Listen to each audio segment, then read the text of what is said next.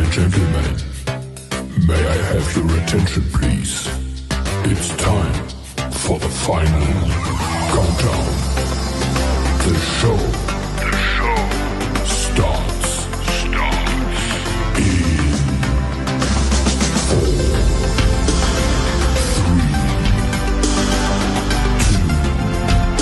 2, 1,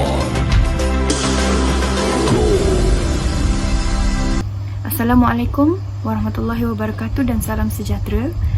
Bagi kajian CLO3, kami akan membahaskan tentang perbandingan peraturan keganasan rumah tangga dalam Undang-Undang Jenayah Indonesia dan Undang-Undang Jenayah Malaysia. Ahli-ahli kumpulan kami terdiri daripada Julita Anak Bajai, Nur Ayani Syakirah, Amar Yasmin binti Amran, saya sendiri Nur Hayatul Nazihah binti Hasni dan Nur Syafiqah binti Syahidan. Dalam bahagian pengenalan, keganasan rumah tangga ini bermaksud perlakuan ganas seperti penderaan secara fizikal, seksual, psikologi dan sosial terhadap pasangan. Malaysia merupakan negara pertama Asia yang mempunyai peruntukan undang-undang khusus untuk melindungi mangsa keganasan rumah tangga, iaitu Akta 521 AKRT yang dikuatkuasakan pada 1 Jun 1996 dan dipindah buat kali pertama pada tahun 2012. Dalam kajian kami akan membuat tinjauan tentang undang-undang terhadap Akta Keganasan Rumah Tangga AKRT ini di antara dua buah negara, iaitu Indonesia dan Malaysia. Kami akan membuat tinjauan melalui penulisan jurnal oleh mahasiswa dan mahasiswi Universiti Jambi di Indonesia. Mereka telah membahaskan tentang dua jenis perkara, iaitu peraturan jenayah keganasan fizikal dalam rumah tangga mengikut Undang-Undang Jenayah Malaysia dan Indonesia, serta sekatan jenayah terhadap keganasan fizikal dalam rumah tangga mengikut Undang-Undang Jenayah Malaysia dan Indonesia. Mereka telah mencari persamaan dan perbezaan antara dua sistem undang-undang di antara dua negara ini. Peraturan jenayah keganasan fizikal dalam rumah tangga mengikut Undang-Undang Jenayah Indonesia dan Undang-Undang Jenayah Malaysia. Perbuatan jenayah adalah tindakan yang dilarang kerana melanggar kedaulatan undang-undang dan mempunyai ancaman sekatan terhadap orang yang melanggar peraturan ini. Di Indonesia, undang-undang yang mengawal kekerasan rumah tangga adalah Undang-Undang 23 yang digubal pada tahun 2004 tentang penghapusan keganasan rumah tangga perkara 1, Undang-Undang PKDRT yang menjelaskan bahawa keganasan rumah tangga merupakan sesuatu perbuatan terhadap seseorang, terutama wanita, yang mengakibatkan kesengsaraan atau mengalami kecederaan fizikal, seksual, psikologi atau ancaman rumah tangga seperti perbuatan paksaan atau kurangnya kebebasan terhadap undang-undang dalam lingkungan domestik. Di Malaysia, keganasan fizikal dikawal dalam dua undang-undang, iaitu Akta Keganasan Rumah Tangga 1994 Akta 521 dan Kanun Jenayah Malaysia Akta 574 atau Kanun Keseksaan Jenayah Malaysia Akta 574. Sehingga kini, Malaysia masih mengamalkan kedua-dua undang-undang ini untuk menangani keganasan fizikal dalam rumah tangga. Terdapat persamaan dan perbezaan bagi peraturan jenayah keganasan fizikal dalam rumah tangga mengikut Undang-Undang Jenayah Indonesia dan Undang-Undang Jenayah Malaysia. Kita pergi kepada persamaan bagi peraturan jenayah keganasan fizikal dalam rumah tangga mengikut Undang-Undang Jenayah Indonesia dan Undang-Undang Jenayah di Malaysia. Yang pertama ialah konsep kekerasan fizikal. Di Indonesia, dalam Undang-Undang PKDRT ialah akta yang digubal bagi menangani isu seperti yang menyebabkan berlakunya kecederaan, jatuh sakit atau kecederaan yang serius. Bagi di Malaysia pula, akta yang digubal ialah dalam Kanun Seksa Malaysia. Di Malaysia, Akta 574 adalah akta yang dibuat untuk isu yang menyebabkan kesakitan, penyakit atau kelemahan pada seseorang. Persamaan yang kedua ialah pengelasan mangsa. Di Indonesia, dalam Undang-Undang PKDRT, mangsa adalah orang yang berada dalam skop rumah tangga. Manakala di Malaysia pula, dalam Akta Keganasan Rumah Tangga 1994 Akta 521, mangsa adalah orang yang berada di skop isi rumah. Seterusnya, kita pergi kepada perbezaan. Terdapat dua perbezaan, iaitu yang pertama, jumlah akta yang digubal. Di Indonesia, hanya Undang-Undang PKDRT yang digubal dalam menangani isu penderaan fizikal. Manakala di Malaysia pula, dalam Akta Keganasan Rumah Tangga tahun 1994, Akta 521, terdapat dua jenis perkara yang mengawal selia konsep kecederaan fizikal, iaitu semasa dalam Canon of Tribulation Malaysia Akta 574 atau Kanun Kesesaan Malaysia Akta 574, dan satu lagi jenis artikel yang mengawal selia akibat kecederaan fizikal.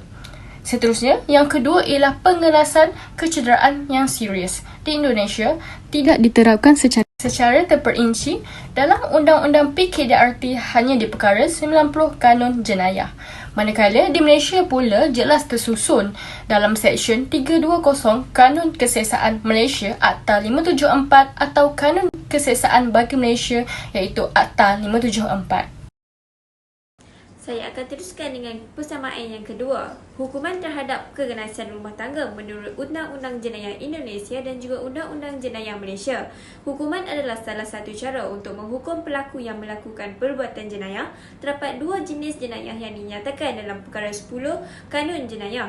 Jenayah yang pertama ialah penjenayah utama, di mana dia akan dikenakan hukuman berat seperti hukuman mati, penjara seumur hidup ataupun denda yang tinggi. Jenis jenayah yang kedua ialah penjenayah tambahan, di mana ia akan membatalkan hak-hak mereka yang tertentu, merampas barang ataupun mengikut keputusan yang telah dibuat oleh pihak hakim di mahkamah. Terdapat dua persamaan dalam hukuman jenayah terhadap kekerasan fizik di rumah tangga antara Malaysia dan juga Indonesia. Persamaan yang pertama ialah rumusan hukuman jenayah di mana Indonesia mengenakan hukuman sebagai cara untuk menghukum seperti dalam Undang-Undang PKDRT ataupun yang membawa maksud penghapusan kekerasan dalam rumah tangga. Sebagai contoh, penjenayah yang melakukan jenayah berat akan mengikut Fasal 44, manakala jenayah ringan mengikut Fasal 50. Bagi Malaysia pula, kita menggunakan hukuman di dalam Kanun Keseksaan Malaysia dalam Akta 574. Malaysia menggunakan 7 jenis pasal yang berbeza mengikut tahap kecederaan mangsa, dan juga hukuman ringan akan mengikut Seksyen 8 Akta Keganasan Rumah Tangga. Persamaan kedua ialah corak ancaman jenayah pemenjaraan, di mana kedua-dua buah negara mengenakan tahap yang maksimum dalam memberi kesedaran kepada pelaku jenayah agar tidak mengulangi kesalahan yang sama lagi. Terdapat 5 perbezaan antara hukuman jenayah di Indonesia dan di Malaysia.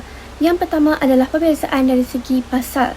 Di Indonesia hanya terdapat satu jenis pasal sahaja, iaitu Akta Keganasan Rumah Tangga 1994, Akta 521. Manakala di Malaysia mempunyai 7 jenis pasal, iaitu Pasal 323, Pasal 324, Pasal 325, Pasal 326A, Pasal 334 dan Pasal 335. Seterusnya, perbezaan dari segi jenis hukuman. Di Indonesia terdapat 2 jenis hukuman utama, iaitu penjara dan denda. Manakala di Malaysia mempunyai 3 jenis hukuman utama, iaitu penjara, denda dan sebat. Hukuman tambahan juga berbeza antara kedua-dua negara ini. Di Indonesia terdapat 2 jenis hukuman tambahan, iaitu sekatan terhadap pergerakan pelaku dan program kaunseling. Manakala di Malaysia hanya ada program pemulihan sahaja. Perbezaan ketiga ialah dari segi pengembalan jenayah. Indonesia menggunakan sistem pengembalan alternatif sahaja, manakala di Malaysia menggunakan sistem pengembalan alternatif dan kumulatif. Seterusnya, perbezaan keempat ialah jumlah atau tempoh yang dikenakan terhadap tahanan. Menurut Undang-Undang PKDRT, tahanan akan dipenjara maksimum selama 15 tahun dan denda maksimum sebanyak RM45 juta. Manakala menurut Kanun Keseksaan Malaysia, tahanan akan dipenjara maksimum selama 20 tahun dan denda maksimum sebanyak RM1,000. Yang terakhir, perbezaan yang kelima ialah jenis kesalahan. Indonesia mempunyai 2 jenis sahaja, iaitu kesalahan biasa dan kesalahan relatif. Manakala Malaysia mempunyai 1 jenis kesalahan saja, iaitu kesalahan absolut.